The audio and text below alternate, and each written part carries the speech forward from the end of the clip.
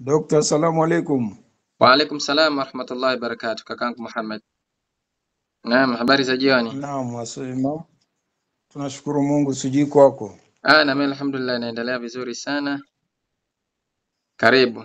Naam, asante. Leo nimekutana changamoto, yani ya baridi tupu, yani mwili mzima ulikuwa ni baridi tu, Ulikuwa unaona baridi? na nilipo yani tangia asubuhi, yani tangia saa 4 ile nilipata kupata saladi yangu, basi yani nikajihisi baridi sana, ila tu sikutumia, yani tuseme maji ya moto sikutumia. Sasa nikakuta yani baridi, yani ilibidi nikimbilie ndani mpaka saa 6 hivi ndio nikahisi kidogo napata joto, alafu kukamata maji ili niende msikitini, ikawa mtihani. Kabidi nimetawadha tu nikaenda msikitini, sikuoga mwili mzima. Okay. Ili jaribio nimeliona mpaka saa 10, saa 9 hivi. Nilipopata alikasusu ndio nikaona lile joto ile baridi limeisha. Hilo ndio changamoto yangu kwa leo. Okay. Changamoto hiyo nadhani inahusiana na sukari au ulifikiria kuja haraka haraka, ulifikiria ni kitu gani? Yaani kwa ujumla wake ina maana asubuhi sikupata maji ya moto. Kwa maana una wasiwasi Ndio kwa kitu sababu ambacho asubuhi nilihisi. una wasiwasi kwa sababu asubuhi hujanywa maji ya moto ndio ikakutokea hiyo hali, si ndio? Ndio. Na iliondoka hiyo hali kwa sababu ya ulipokunywa alkasusi. Yeah. Okay. Haya, okay, tuangalie mfano ikitokea tena tutajua nini tukufanya. Mazali uliipatia solution, imekuja baridi ulipokunywa alkasusi imeondoka, basi ni kawaida tu. Sometimes umetoka katika process, maana umetoka mfano katika diet unaoizoea umekuja katika diet nyingine, manake mwili kuna process nyingi zinabadilika. Inaweza ikatokea hali kama hiyo. Sawa kabisa. Kwa maana ni jambo la kawaida. Asante. Mwingine mwenye changamoto? Mwingine mwenye changamoto? Assalamu alaikum. Wa alaikum salam wa rahmatullahi wa barakatuh. Habari za jioni? Alhamdulillah, sijui za kwenu. Alhamdulillah, na mimi namshukuru Mwenyezi Mungu naendelea vizuri sana. Alhamdulillah. Dokta, changamoto zipo, hatujui kama ndo sababu ya sukari au vipi, lakini hai changamoto ninayo kwa sababu naumwa, tumbo linaniuma, alafu mpaka sehemu ya kifua, alafu unaniletea ubaridi mwili mzima, nakosa nguvu na ulimi unakuwa unanichonota kwa nguvu tu. Ulienda Kizunguzungu, nashukuru Mungu alhamdulillah, tokea juzi nilipoenda hospitali nikapoa dawa. Nimeenda hospitali, nikapima damu yangu, nikaambiwa iko vizuri, haina tatizo lolote isipokuwa mkojo ni mchafu sana. Kwa hiyo ndo nimepata dawa, nimetumia. Kizunguzungu nashukuru Mungu kidogo afadhali kimeniondoka, ila vichomi bado mwilini, yani kwa sana. Inaweza ikanitokezea ikachoma kama sehemu za kifua, mikono, miguu, kwenye ulimi, mpaka kichwa kinakuwa kinaniuma. Kwa hiyo hapa sijajua nini tatizo. Hospitali ulipoenda uliambiwa tatizo ni nini? Hospitali nilipoenda nikapima vipimo hivyo, nikaambiwa kuna kipimo, yani nipate choo kikubwa, ila pale hospitali nilipoenda wakasema kama kipimo hakipo, ila nisubiri baada ya siku 2 ndo niende tena kupima. Kwa hiyo dokta ndo akaniambia hawezi kujua kama aidha ni gesi au ni vidonda vya tumbo au ni kitu gani mpaka hicho kipimo kitakapopatikana. Okay, so ila vipima hivyo vya mwanzo akanambia mpaka sukari yangu ananiambia ipo vizuri, kwa sababu alikutia 6 sijui pointi ngapi, akanambia sukari ipo vizuri, ila ndo ya matatizo mengine hatujajua ni nini. Actually lo tatizo lako halihusiani na sukari, lakini huku kwa unasubiri kuendelea kupima vipimo vingine, labda nimkaribishe Dr. Abu, pengine anaweza kukusaidia ushauri lolote kuhusiana na hilo changamoto yako. Dr. Abu, habari za jioni? Inshallah. Habari za kazi? Nzuri, habari za kwako?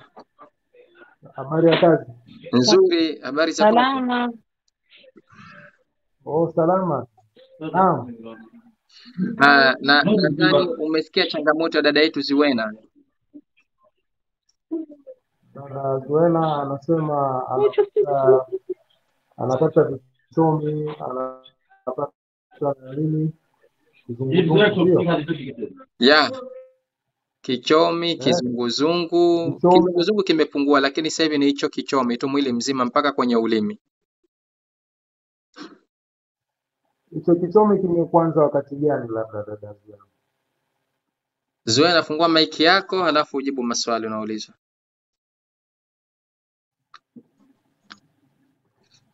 Hichi kichomi kimenianza tuseme leo ni ya 3 au ya 4. Leo ni ya 4. Na hicho kizunguzungu?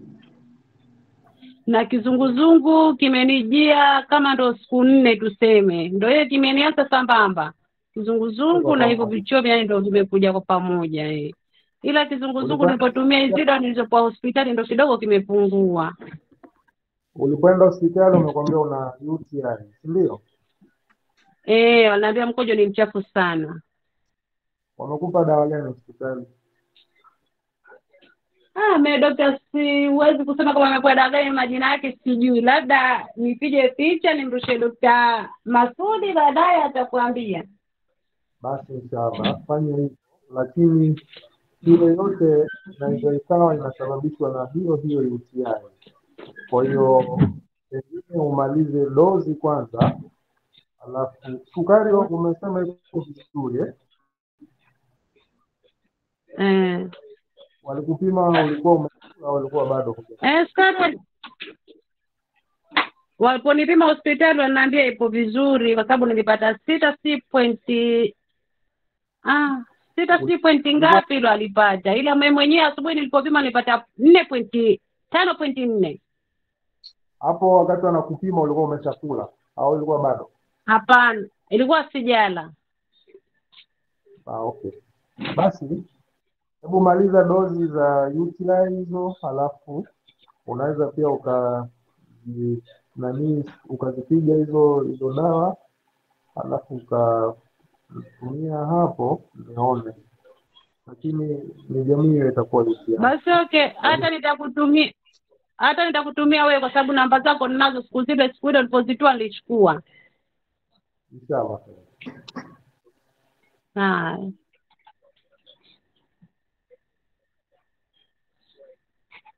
Okay, asante dadangu Zuena na sawa daktari. Mwingine mwenye changamoto, mwenye swali? Mtu mwenye changamoto, mwenye swali?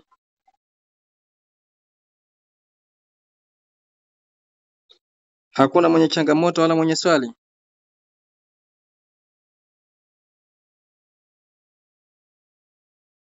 Kama hakuna, nadhani tuendelee na kipengele kingine. Jana kuna swali lilikuwa limeulizwa, kuna watu wakahitaji ufafanuzi. Sukari hasa inatakiwa iwe ngapi? Aliuliza swali hilo. Na kipimo gani kitakithibitisha kuwa wewe sasa hivi hauna sukari? Sasa kabla hatujafanya discussion in deep, nadhani tuangalie experience yetu. Sisi tunatakiwa tujue sukari inatakiwa iwe ngapi. Kwa maana mwenye uelewa na hili naomba kila mmoja aseme kwa uelewa wake. Nikianza na kakangu Idi. Kakangu Idi, sukari inatakiwa iwe ngapi?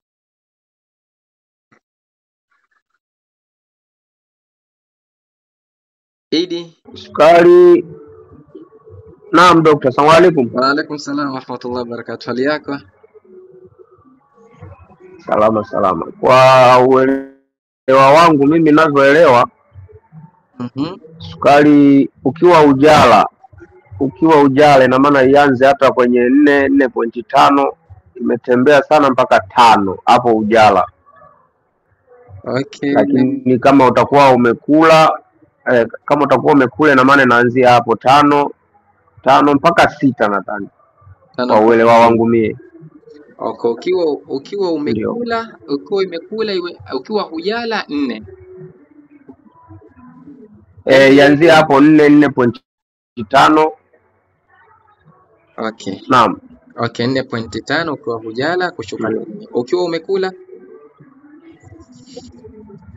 inaanza 5 mpaka 6. Okay, ukiwa umekula 5 mpaka 6. Hapo ndo utakuwa ndo hauna sukari. Ndio. Kwa mimi, kwa uelewa wangu mimi. Okay, good. Asante sana kakaangu Idi. Haya, twende kwa kakaangu Omar. Omar, unaelewa vipi kuhusu vipimo vya sukari? Naomba tusaidie upande wako wewe. Kakaangu Omar, tafadhali fungua mic yako.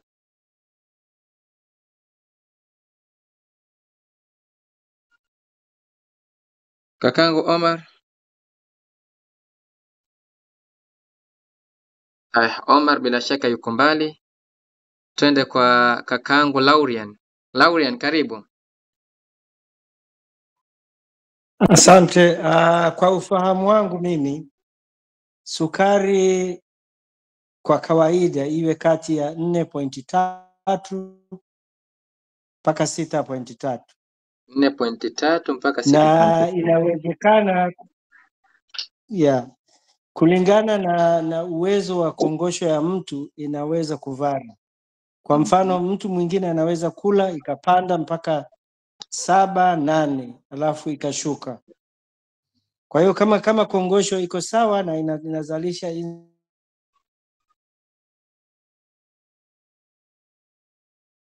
Halo kakangu Laurian, kama umepotea.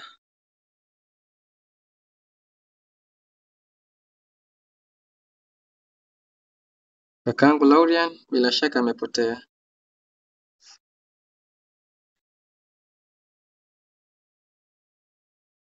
Haya, Laurian amepotea. Nadhani ndio kumkaribisha mwingine akirudi. Laurian, umefunga mic kumbe. Naomba ufungue mic. Umefunga mic. Simu yangu inajifunga. Simu yangu imejifunga, imejilock yenyewe. Okay. Nasema kwamba nilikuwa nasema inategemeana na uwezo wa uzalishaji wa insulin ya mtu. Kama amekula inaweza kupanda mpaka ikafika hata 8.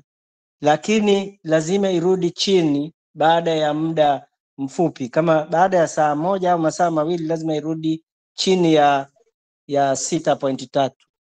6.3. Hello? Okay. Ndio. Hello? Kakangu Omar, tunakusikia. Subiri tuende kwa Laurian kwanza hapa. Haya Laurian, kuna vitu umechanganya. Mimi nataka akiwa hajala, sukari inatakiwa iwe ngapi? Ili tufahamiane vizuri. Akiwa hajala amepima. Kama hujala iwe 4.3. 4.3. Akiwa amekula? Akiwa amekula maximum inatakiwa iwe 6.3. 6.3. Okay, hapo sasa nimekufahamu.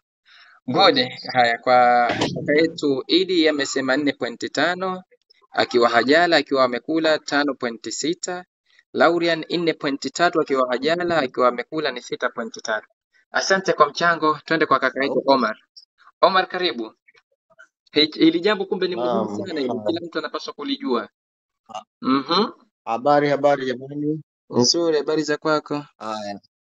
Nashukuru Mungu. Kweli nilikuwa na harakati pale, huku nilikuwa nasikia tunavyoendelea na kipindi. Sasa ninavyojua mimi, ikiwa hajala inatakiwa iwe kuanzia 3.5 mpaka 5.5. Okay, akiwa hajala. Akiwa amekula? Hiyo ndo akiwa hajala. Akiwa amekula kikawaida anatakiwa anzie kuanzia 6.6 mpaka kwenye 11. Mpaka 11. Okay. Kakangu Omar huyo. Asante sana. Sasa hivi tuendeni kwa wanawake. Dadangu Zuena. Zuena, karibu tafadhali. Assalamu alaikum. Wa alaikum salam wa rahmatullahi wa barakatuh. Karibu, upande wako wewe. Haya, upande wangu mimi dokta, kama hajala apate 4 mpaka 4.3. Ndio. Kama ashakula apate 5 mpaka 5.5. Hemrejea tena, akiwa hajala? Akiwa hajala apate 4 mpaka 4.3. 4 mpaka 4.3. Akiwa amekula? Kama amekula 5 mpaka 5.5. 5 mpaka 5.5 akiwa amekula. Okay, thank you, asante sana. Haya, mwingine sasa hivi nataka wanawake. Ni dadangu Amina. Amina nikitoka Amina. Naam, salamu alaikum. Subira. Subira pengine yuko njiani. Wa alaikum salam wa rahmatullah. Mtu akiwa hajala inatakiwa iwe 3.5. 3.5 na akiwa kesha akiwa amekula 6 mpaka 6.9. 6 mpaka 6.9. 6 mpaka 6.9. Okay. Thank you, asante sana. Haya, asante sana. Wanasema akiwa amekula 5.5, akiwa hajala, na akiwa amekula basi ifike mpaka 6.9. Asante sana. Haya, na mwingine nimkaribishe nani? Zuhura. Dimosh au Zuhura, mmoja fungua mic atuambie mchango wake nani. Assalamu alaikum. Wa alaikum salam wa rahmatullahi wa barakatuh. Vipi hali dokta? Nzuri. Na wenzako mlioko kwenye group? Alhamdulillah, kwa niaba ya sote alhamdulillah. Karibu. 3 mpaka 3.4. 3 mpaka 3.4. Yani 3 mpaka 4. Na mtu kama ameshakula 5 mpaka 6, 6.5. 6.5. Haya, good. Inaleta picha nzuri. Asanteni kwa nyote mliotoa mchango. Actually nyote mmepatia, lakini kuna ule mtu anakuwa hana uhakika tu. Lakini takriban sote tumepatia. So kwa kulisawazisha hili na hili, natakiwa kila mmoja wetu anapaswa kulijua. Katika vipimo vya sukari kuna vipimo vingi vya sukari. Lakini sisi kama sisi, yani Revive Online Healthcare, actually huwa tunatumia vipimo vitatu tu sisi, ambapo kipimo cha kwanza tunasema fasting blood glucose, kipimo cha pili tunaita random blood glucose, na kipimo cha tatu tunaita hemoglobin A1C. Hivyo actually ndio tunavyovitumia sisi. Mtu akimwona katika program huwa tunamwambia apime vipimo hivi. Lakini kuna vipimo especially sometime kile kipimo kinasema ikiwezekana upe hata soft drink unywe, halafu ndo upime sukari yako. Lakini sisi kama sisi kipimo kile huwa hatukipi kipaumbele, kwa sababu sisi processed food, hata kama ushapoa sukari, especially vinywaji soft drink, huwa tunakataza moja kwa moja. Ikiwezekana hata maisha yako yote usipokunywa ndo vizuri. So kipimo kile huwa hatukiingizi. Sasa vipimo tunavyovitumia sisi just ni vitatu tu, ambao fasting blood glucose, random blood glucose and hemoglobin A1C. Hivi vipimo ni vipimo tofauti ambavyo sisi walio wingi katika program zetu sana huwa wanatumia hii fasting blood glucose. Fasting inatokana na neno ile breaking fast, fasting ya kufunga. Ndio maana hichi kipimo kikaitwa fasting blood glucose. Kwa nini kimeitwa fasting blood glucose? Maana yake mpimaji wa kipimo hichi anatakiwa akae masaa yasiyopungua 8, halafu ndo apime sukari. Hiyo ndio inaitwa fasting blood glucose. Ndio maana sisi huwa tunashauri watu wapime sukari asubuhi, kwa sababu actually mtu akipima sukari ya asubuhi basi yale masaa 8 yanakuwa tayari yameshatimia. Ndio maana tunakwambia apima asubuhi, kipimo pima asubuhi. Kama mnakupunga kipindi cha Ramadhani, watu tulikuwa tunawaambia apima kabla hujaftari. Kwa nini watu tunamwambia apime kabla hajaftari? Kwa sababu tuna uhakika masaa 8 tayari yameshatimia. Sasa vipimo vya sukari vinaleta majibu matatu. Yaani mtu akipima sukari majibu yanakuwa ni matatu. Jibu la kwanza, aidha unakuwa una sukari. Jibu la pili, aidha hauna sukari lakini uko kati na kati. Maana yake baada ya wiki kadhaa na wewe tutakuhesabu mgonjwa utakuwa mwenye sukari. ukiwa hujachukua tahadhari, ambayo tunaita pre-diabetic. Na kipimo cha tatu, majibu ya tatu kinaleta hauna sukari. Sasa majibu ni matatu katika vipimo vyote hivi. Aidha una sukari au uko baina wa baina, ambao tunaita pre-diabetic. Ukifanya uzembe baada ya wiki kadhaa utakuwa na sukari, au hauna sukari. Hivyo ndivyo vipimo vitatu. Sasa tukisema katika hii fasting blood glucose, ili tukuhesabu una sukari, lakini sisi katika fasting blood glucose, ukiwa na sukari, ukiwa uko katika pre-diabetic, basi wewe tunakuwa tunakuhesabu wewe ni mgonjwa wa kisukari. Ukiwa na sukari ama ukiwa uko katika pre-diabetic, huwa tunakuhesabu wewe ni mgonjwa wa sukari, kwa sababu umefanya jitihada kutoka katika ugonjwa wa kisukari, tayari umeshaingia katika pre-diabetic, lakini still huwa tunakuhesabu wewe una sukari. Sasa hii ndo mnatakiwa murekodi hii fasting blood glucose, kipimo cha asubuhi. Kwanza ukae masaa 8 kabla kupima sukari yako. Halafu majibu ya kwanza, sukari yako ikianza kusoma 7.0 milligram per liter. 7.0 no, si milligram, millimole per liter. Millimole per liter, ambao hichi kipimo hichi ndio wengi tunachokitumia hichi. Nadhani kasoro watu watatu katika 7 day challenge. Kasoro Dr. Othman hatumii kipimo hichi, kasoro Safia huwa hatumii kipimo hichi, na kasoro dada yetu mmoja anaitwa nadhani Zakia, na hao wote hawatumii kipimo hichi, wanatumia kipimo cha special, kile sana kinatumika Marekani au nje ya Tanzania, pengine hata Kenya wanatumia. Lakini sisi wa Tanzania kipimo chetu mara nyingi huwa tunatumia hii millimole per liter. Maana yake kipimo chako kikianza kusoma 7 kwenda juu, basi wewe huwa tunakuhesabu, yani umeconfirmed kuwa wewe una tatizo la sukari. Nikisoma 7.0 kwenda juu, maana yake 7.1, 7.2, 10, 12, 10 na ngapi, 20, 30, ikianza 7 tu, basi wewe unahesabika wewe ni mgonjwa wa kisukari. Hata kama siku ulopima ni siku yako ya kwanza, umepata 7, kaja mdogo wako wewe unapima na akasema na mimi naomba unipime, akapata kuanzia 7 kwenda juu, basi vipimo vingi ama references nyingi zinasema wewe ni mgonjwa wa kisukari. Kwa vile vipimo vya Marekani vile vinasema 126 mg per deciliter. Kama vile kipimo anachopima Dr. Osmani, anachopima Safia na Zakia, ambayo itasema 126 mg per deciliter. Ikisoma hivyo, basi wewe tunakujua wewe ni mgonjwa wa kisukari. Maana yake huna namna nyingine, wewe ni mgonjwa wa kisukari. Utaambiwa tutakupa mwezi mmoja upate diet, tutakupa miezi miwili upate diet, ili tuangalie baada ya 7 itapanda itashuka. Ikishuka, basi daktari atakwambia endelea na diet na jitahidi kuishusha.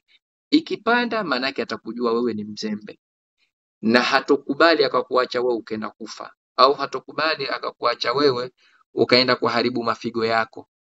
Ndio maana na kuanzisha dawa. Umeenda sukari yako iko 11, daktari akakwambia sukari yako ni ya kawaida, imepanda lakini una sukari, nakupa mwezi mmoja, fanya diet, kula kadha wa kadha wa kadha. Baada mwezi mmoja umeenda, sukari yako iko aidha pale pale 11, aidha imepanda. Maana yake daktari ana haki kukuanzisha dawa, kwa sababu akikuacha utakuja kumpa lawama, kwa sababu hata jamii itamdisvalue, itamwambia wajibu wake hawajui. Wewe una sukari alafu hajakupata dawa, anakuambia uache hichi, uache hichi, uache hichi, na pengine anakuambia hivyo na stress tele. Kwa maana hawezi kufanya uzembe, lazima kuanzishe dawa. Alifungua mic, naomba afunge mic. Hilo ni la kwanza. Sasa kipimo hichi cha fasting blood glucose kikisoma, hapa ndo sikiliza vizuri, kikisoma kwa kipimo cha nyumbani kuanzia 5.6, kikisoma kuanzia 5.6 mpaka 6.9, kikisoma 5.6 mpaka 6.9, Maana yake wewe tunakuita katika pre-diabetic. Tunakuita hivyo. Wewe uko baina wa baina. Unataka kwenda hospitali utaambiwa wewe hauna sukari, lakini una viashiria vyote kuwa wewe tayari unaweza ukapata sukari. Na hii pre-diabetic sana kina mama wakiwa wajawazito. Kuna changing ya hormone, basi akipimwa sukari yake mara nyingi inakuwa inasoma katika hapa baina ya 5.6 mpaka 5.9. Akiwa mjamzito sukari yake mara nyingi inakuwa inasoma hapa. Anakuwa na kile ujauzito kisukari cha mimba kile. Maana yake huyu mwanamke kama huyu akimaliza kujifungua akiendelea kufanya uzembe, basi ugonjwa wa sukari tayari naye anaupata. Lakini akifanya mikakati, basi ugonjwa wa sukari hauwezi kuupata. Sasa inakuwa ni 5.6 mpaka 6.9. Huyu tunamuita pre-diabetic. Lakini ukiwa kama mwanzo ulikuwa na sukari, kwa program zetu sisi, sukari yako ikakuwa inasoma 5.6 mpaka 5.9, sisi hatukwambii wewe ni pre-diabetic. Sisi tunakwambia wewe ni mgonjwa wa sukari. Sisi ukiwa katika pre-diabetic huwa tunakuhesabu tayari wewe ni mgonjwa wa sukari. Hatuwezi kukupa tamaa kuwa wewe huna sukari ili ukajiachia. Tunakuambia una sukari, anza process now. Sasa hivi anza program. Ili likuepuke. Kwa sababu ukiwa katika pre-diabetic una uwezo, hutumii dawa, hufanyi mazoezi, hufanyi lolote na usipate sukari. Ukarudi katika hali yako ya kawaida. Maana yake hii inakuwa ni boundary, yani ni mipaka, uko katika red line. Lakini sukari yako ikianza kusoma 5.5 kushuka chini 5.5 kushuka chini. Kwa wale kipimo cha anachotumia Dr. Othman ama na wengine wowote kikianza kusoma 99 kushuka chini, wewe tunakuhesabu hauna sukari. Tunakuhesabu wewe sio mgonjwa wa kisukari. Lakini kama mwanzo ulikuwa na sukari, ili tukuhesabu wewe sio mgonjwa wa sukari, maana yake isome 5.5 kushuka chini zaidi ya mwezi mmoja na nusu. Isije ikapanda 5.6, yani wiki zote hizo wiki 6. Isije ikapanda 5.6, iwe 5.5 kushuka chini. Lakini watu pengine anajiuliza, kwa nini katika program ya 7 day challenge tunataka watu sukari isome kuanzia 4.9 kushuka chini? Kwa nini? Sababu kubwa, sitaki watu wafanye uzembe. Watu wengi katika 7 day challenge sukari yao iko vizuri, kongosho lao linafanya kazi vizuri, vipimo vyote viko vizuri, lakini sukari yake yeye kisha inasoma 5.2, still anakuwa anapata hofu, anapata wasiwasi. Mimi sukari yangu mbona inasoma 5, mbona inasoma 5? Lakini na mimi huwa simuopoi, alimradi aendelee kufanya jitihada. Lakini wapo wengi ambao sukari zao zinasoma 5.3, 5.2, 5.1, akiwemo na hata Natu sukari yake inasoma hivi. Maana sukari ikisoma hivi, wewe sio mgonjwa wa kisukari. Ila sisi tu katika program zetu tunataka sukari yako isome chini ya 5. So jua hivyo, sukari yako ikisoma 5.5 kushuka chini, wewe tunakuhesabu wewe sio mgonjwa wa kisukari. Lakini kama mwanzo uliwahi kuwa na sukari, maana yake isome hivi wiki 6 mfululizo ndani ya wiki 6 isome hivi. Isije ikapanda hata siku moja. Hii ndo fasting blood glucose. Kwanza hapa nitoe nafasi ya watu kuchangia, kuuliza maswali kabla hatujaendelea mbele. Mwenye swali. Assalamu alaikum. Wa alaikum salam wa rahmatullahi wa barakatuh. Nashukuru sana kwa darasa zuri sana daktari wetu. Asante. Nilikuwa nataka nijue yale masaa ambayo ya kukaa pasipo na kula, hapo kwa mujibu wa maelezo ni masaa 8 kuanzia 8. Ndio. Kwa kupima ile fasting. Sasa mwisho iwe ni masaa mangapi ili tujue kwamba huyu tunapima fasting ikiwa hajala? Kwa sababu kuna wengine watapima 8, wengine 12, 16, wengine hajala masaa mpaka tuseme 20. Je, hicho kipimo kitakavyokuwa kinasoma chote tutakilinganisha kwamba ni sawa, kwa sababu nikimwangalia huyu ambaye aliokaa masaa tuseme 10 hajala na masaa tuseme 18, maanake yule mwili utakuwa umetumia sukari katika hali ya juu zaidi mwenye kukaa masaa 18. Nilikuwa nataka hapa tu kidogo niweze kutofautisha, kwa sababu sijakaa huyu amekaa muda mrefu sana, namuona hajatia kitu katika mwili wake, ikawa ile sukari iliyomo ikawa imetumika kwa sababu hana kitu cha ziada. Hilo ni swala la kwanza kabisa. Naomba ufafanuzi. Asante kakaangu Omar, na sio nimpisha mwingine kwanza au nilijibu ili nisije nikachanganya. Kakaangu Laurian, nitaacha kwanza ni kakaangu Laurian, naomba uulize swali alafu nitajibu kwa pamoja. Pengine mtu anataka kuuliza swali hilo. Dr. Samahani, mimi nina tatizo hapo. Hujatuambia kiwango cha chini ishuke chini kabisa kiasi gani? Umetuambia kwamba ikiwa chini ya 5.5 uko sawa. Lakini je, kiwango cha chini ambacho hakiruhusiwi kushuka ni ngapi? Kwa sababu nilikuwa na mfanyakazi mmoja, bahati mbaya ametangulia mbele ya haki, alikuwa na tatizo la sukari yake kushuka mpaka analazimika baada ya muda fulani analazimika kunywa soda ili angalau ipande irudi kawaida. Asante. Asante. Mwingine mwenye swali? Haya, kwa vile maswali ni mawili tu, acha nianze kumjibu kakaangu Omar. Kakaangu Omar, hili swali halina utata, lakini kuna kitu nataka nikushauri kabla sijajibu hili swali. Yani ukiwa unafanya jambo lolote, yani tukiwa tunafanya jambo lolote, especially jambo la maendeleo, jambo la kwanza ili tuweze kufanikiwa hatutakiwi kujilinganisha na mtu mwingine yoyote. Especially katika kesi ya sukari. Unatakiwa kujilinganisha wewe na wewe wa jana. Hili ndo jambo la kwanza. Unatakiwa tulijue katika akili sote. Unatakiwa kujilinganisha wewe na wewe wa jana.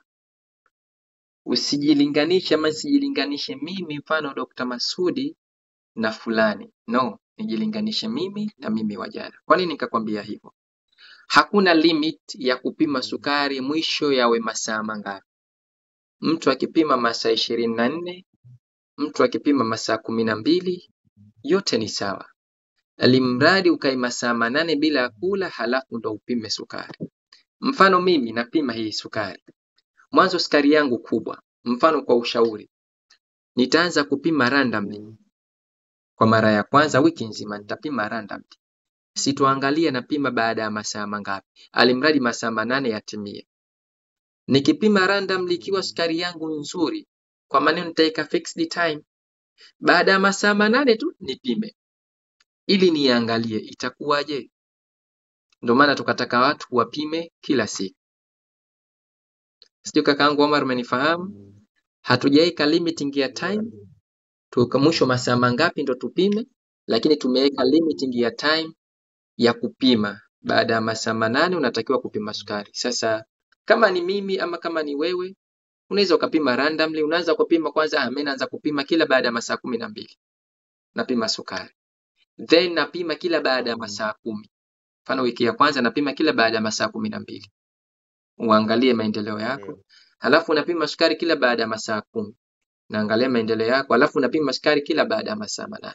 Unaangalia maendeleo yako. Hii ndio itakufungulia njia ili mambo yasiwe complicated. Kakaangu Omar, sijui nimejibu swali. Maana sometimes pengine unauliza kama sijafahamu. Nimelijibu kwa maana hiyo, si ndio? Nimeelewa. Shukran. Asante sana. Afwan. Kakaangu Laurian, swali lako umesema sukari mwisho iwe ngapi kwenda chini? Mimi nimesema ianze 5.5 kushuka chini, lakini chini mwisho iwe ngapi? Katika kesi za sukari zipo za aina mbili. Ukiachana ile type 1 na type 2, lakini kuna wenyewe wanaita nini? Hyperglycemia na hypoglycemia. Yani kuna sukari ya kupanda ambao humu sisi wingi ndo tatizo letu, sukari ya kupanda. Lakini vile vile kuna hypoglycemia, na kuna watu Mwenyezi Mungu amewajalia wana sukari ya kushuka. Hata katika magrupu yangu wanapata wawili watatu wenye tatizo la sukari ya kushuka. So mtu mwenye tatizo la sukari ya kushuka, huyu ndo mwenye limit ya sukari huyu. Yani afanyavyo sukari yake isijekawa chini ya 4.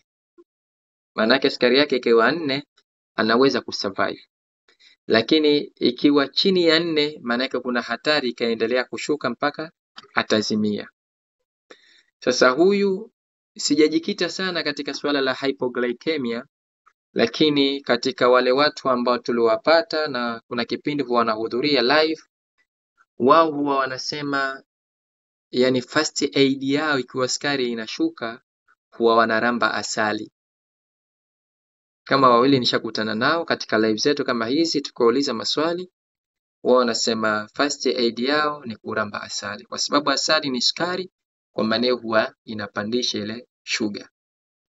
Na mtu mwenye tatizo la hypoglycemia kama huyo mtu wako, yeye anakuwa yani chakula chochote ambavyo sisi tumekatazwa yeye anaweza kula kikapandisha sukari. Mfano kama hivyo ulivyosema, alikuwa anaruhusiwa kunywa hata soda ile mradi ile sukari iweze kupanda. Lakini kama sisi mwisho sukari yetu iwe ngapi? Kushuka chini. Sisi kama hatutumii dawa, hatutumii insulin, yani wala lisikuumize kichwa hilo. Kama hatutumii dawa, hatutumii insulin, hatuwezi kuzimia ndani ya masaa 24 sukari yetu ikashuka. Kwa sababu katika mwili kuna kitu kinaitwa steady state ndani ya mwili. Na jambo zuri, sukari inahifadhiwa ndani ya mwili wetu, ambao kiungo kikuu kinachowajibika kuhifadhi sukari ni ini. Kwa maana hiyo sukari wewe hata kama huitii ndani ya mwili, ikikaa muda mrefu imeshuka ndani ya damu, basi sukari iliyokuwa ndani ya ini itatolewa, itaingia ndani ya damu. Na ukitaka kulithibitisha hili, ukiamka tu pima sukari yako. Ukiamka tu pale, kabla hujafanya lolote, pima sukari. Ukishapima sukari, fanya shughuli zako za ndani za kawaida. Ukishamaliza zile shughuli zako za ndani, pima tena sukari. Halafu kafanye mazoezi. Ukimaliza kufanya mazoezi, pima sukari. Hivyo ni vipimo vitatu ambavyo utakapopima. Kakangu Laurian, unadhani hivyo vipimo vitakuwa vipi? Ikiwa mfano kipimo cha kwanza ulipoamka tu mfano umepata 6. Baada ya kufanya shughuli zako, nadhani sukari itakuwa ngapi? Kakangu Laurian. Inaweza kupanda mpaka 8, 9 au hata 10. 8, 9 mpaka 10. Na ukimaliza kufanya mazoezi inaweza ikawa ngapi?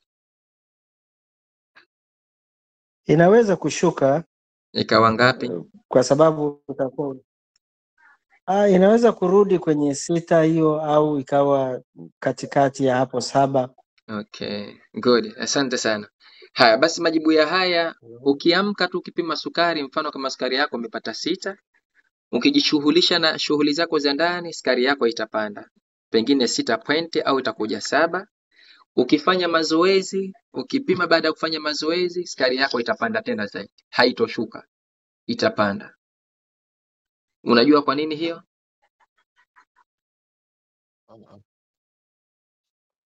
Laurian, unajua ni kwa nini? Ni kwa sababu sukari imetoka kwenye ini kuingia kwenye damu tena kwa ajili ya kufidia ile sukari ambayo inapungua kutokana na mazoezi. Haswa. Kwa hiyo itafidi nyingi zaidi. Na hiyo ndo sababu utakofanya sukari yako ipande. Kwa sababu sukari iliyokuwa ndani ya damu imetumika wakati wa zoezi. Kwa sababu umefanya zoezi mfano aerobic exercises zile.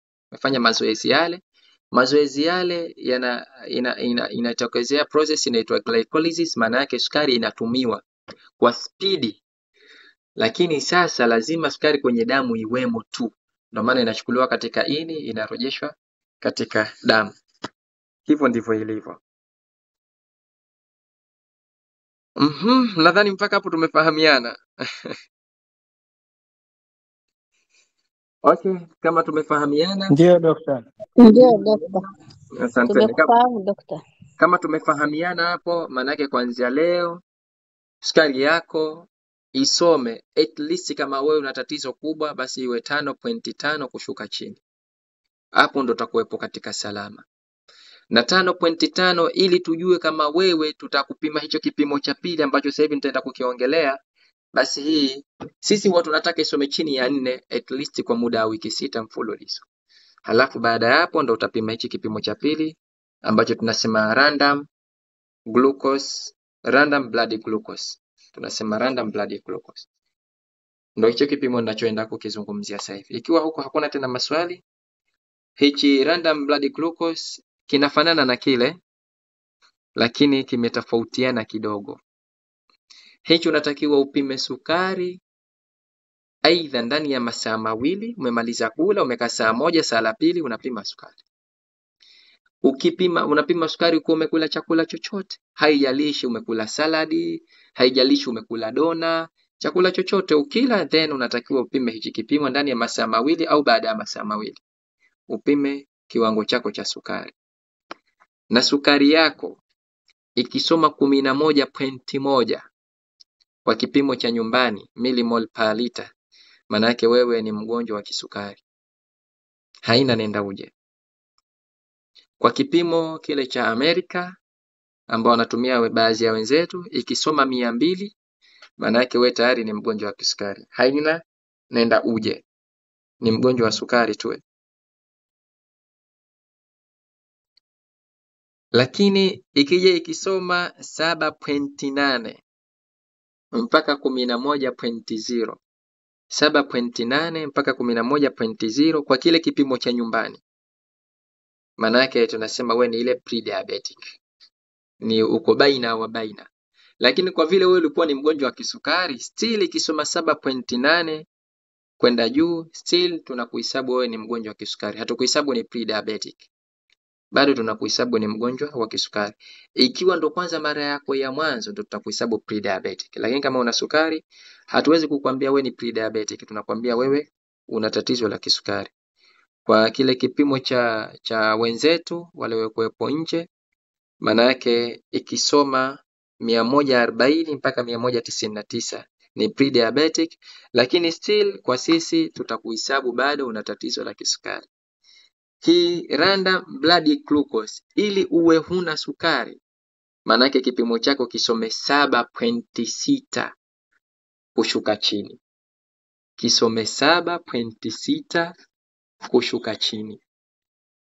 Kikisoma kuanzia 7.6, yani umekula saa moja, saa mbili umepima.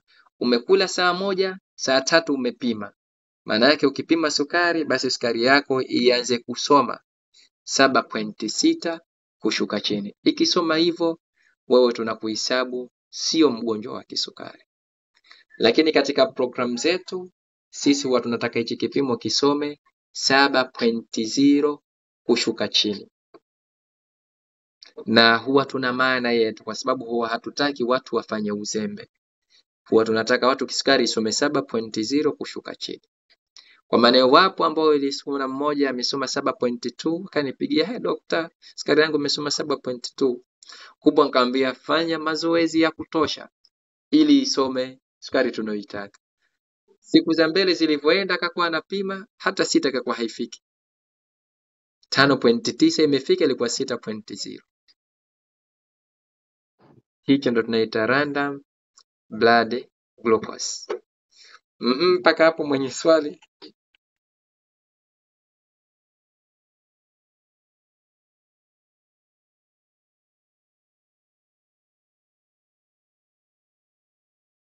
Kama hakuna mwenye swali, tunamaliza kipimo chetu cha mwisho kabisa. Hamna mwenye swali? Kipimo chetu cha mwisho ni kile kipimo cha miezi mitatu ambacho ndo tunakiita hemoglobin A1C. Hichi ndo mgonjwa anatakiwa akapime baada ya miezi mitatu. Umekaa miezi mitatu, sukari yako inaenda vizuri, sasa huwa tunataka ukapime kipimo hichi. Na kipimo hichi Fanya ufanyalo, maanake mpaka ukipima kipimo hiki, maanake maendeleo yako ni mazuri. Mpaka unaenda kupima kipimo hiki, maendeleo yako ni mazuri. Na exactly kipimo kinatakiwa kisome 5.6 kushuka chini. Hivyo ndio inapotakiwa isome 5.6% kushuka chini. Ikisoma hivyo, maanake wewe hauna tatizo la sukari. Lakini ikianza kusoma 5.7% kwenda juu, maanake wewe still bado ni mgonjwa wa sukari.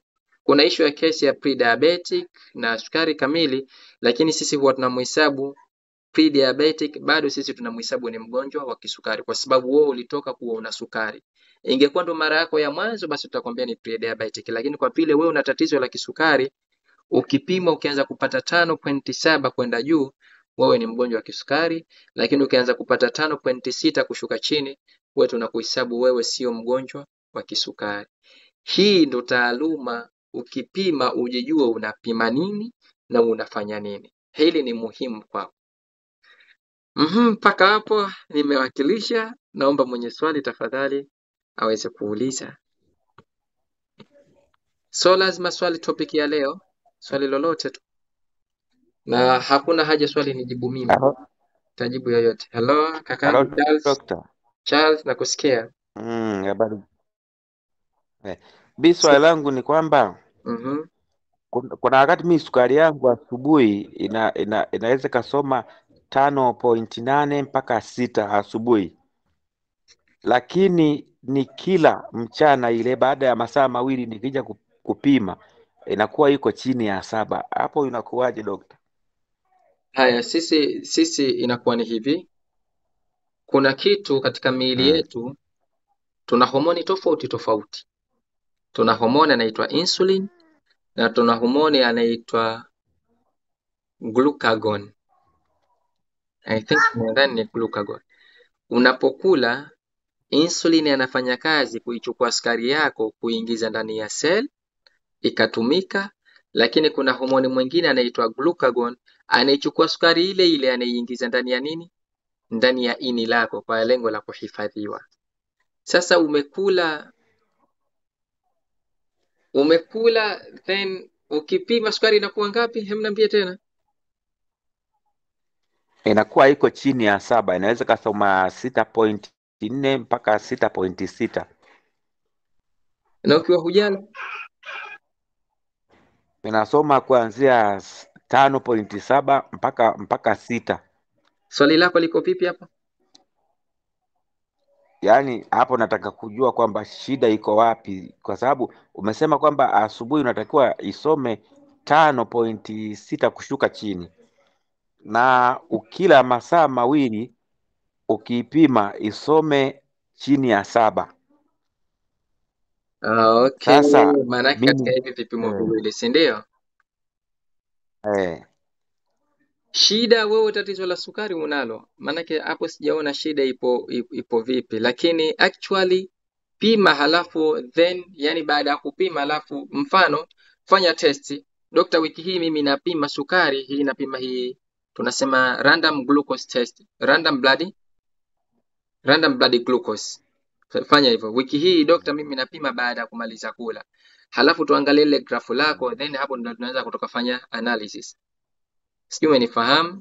Sawa. Kuliko kusema sawa, nikipima hivi inakuwa, yani bado majibu yanakuwa sio exactly. Pima wiki nzima, halafu yale majibu yako ndio tutakuja kuyajadili. Nadhani hapo ndio tutapata jibu ambalo ni sahihi. Sawa, asante. Na ukipima na kushauri pima mara 2. Pima ile asubuhi, utapima na baada ukimaliza kula. Pale tutapata majibu exactly. Sawa. Sawa. Mwingine mwenye swali? Haya. Kakangu Jumanne, karibu.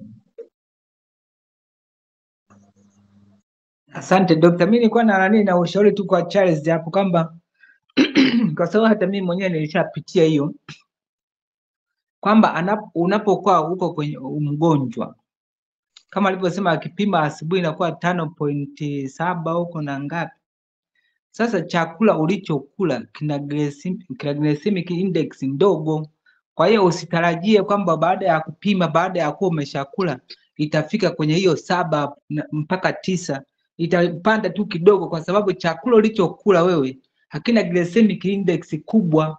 Lakini kula ugali, kula ubwabwa, utaona itapanda zaidi, itapitiliza huko, kwa sababu bado wewe ni mgonjwa. Lakini kwa sababu unakula chakula ambacho glycemic index yake ni ndogo, ndio maana inapanda tu sukari yako kidogo hapo, halafu haiendi juu zaidi. Charles, Maoni yangu yalikuwa ni hayo tu. Charles, umesikia? Charles. Ndio. Asante kakangu Jumanne kwa kuclarify ilivyokuwa sahihi kabisa. Asante sana, lakini fanya vile tulivyokuambia, pima asubuhi, pima na mchana, alafu ile graph lako tutajua vipi conclusion, tutapata conclusion nzuri. Sawa. Asante kakangu Jumanne kwa jibu zuri sana. Mwingine mwenye swali unaweza ukafungua mic. Kakangu Omar, naona umefungua mic. Karibu.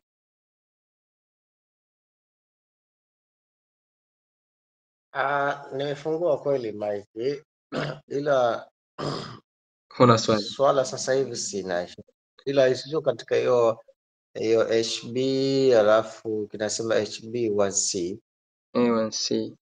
Ndo mafuhumu yake hajaniingia sana. Itapendeza pia ikipatikanwa fursa ya kutuma japo maandiko katika ile group letu, pia tukaona kujiangalizia vizuri. HB ni ufupisho wa neno hemoglobin. Kipimo kinaitwa hemoglobin A1C. Yaani kipimo kinaitwa hivyo, hemoglobin A1C. Kwa Kiswahili tunaita kipimo cha miezi mitatu. Maana yake tunapima average ya miezi mitatu. Inshallah. Okay, asante. Sijui maelezo yametosheleza au mpaka niandike kwenye grupu? Yaani ile knowledge yake tu, inawezekana ukipata fursa sio mbaya kama kuna notes zake. Basi hata nitazielekeza zote hizi inshallah. Nitazituma notes katika grupu ili watu waweze kupitia wale wanaopenda kusoma. Mwingine mwenye swali?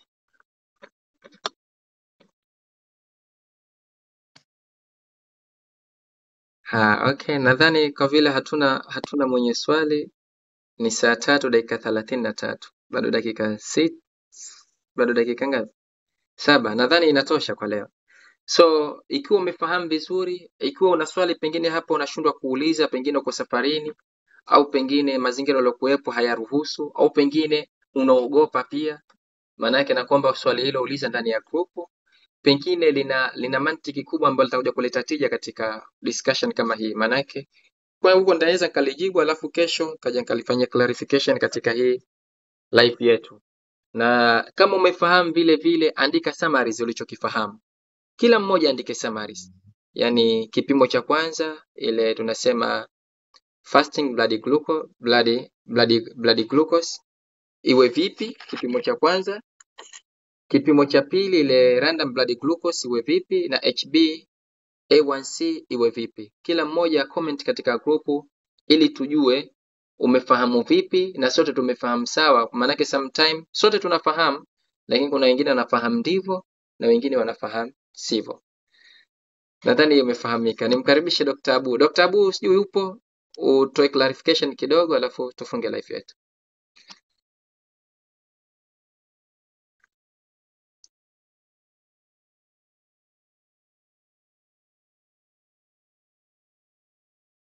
Dr. Abu bila shaka atakuwa yuko mbali na mic. Vinginevyo. Haya, so nitumie muda huu Dr. Abu. Karibu. Hello, tunakusikia. Asante. Umeongea vizuri Dr. Masudi. Asante. Kwa kweli hapo tu ni kujitahidi kutekeleza hayo, na tujitahidi kuwa tukikumbusha mara kwa mara hizo namba hizo za sukari. Maana nadhani hili linaongewa mara ya 3 au ya 5 sasa, lakini watu tunasahau, au sijui kwa kuwa labda ni watu wapya, lakini tunasahau. Imeshaongelewa hizo sukari namna zinazokuwa ikiwa ya chini, ikiwa ya juu. Sasa tuwe tukijikumbusha mara kwa mara, na hiyo kuandika pia uliosema ni nzuri zaidi, kwa sababu watu wanapenda watu wanapata kukumbuka kuandika. Kuna rafiki yangu Muhindi mmoja anasema wana msemo wanaita ekirakibe ekirakicho, kilichoandikwa ndicho kitakachosomeka. Kwa hiyo kuandika pia inatosha. Basi tuombeane mema tu inshallah, sina zaidi. Asante sana.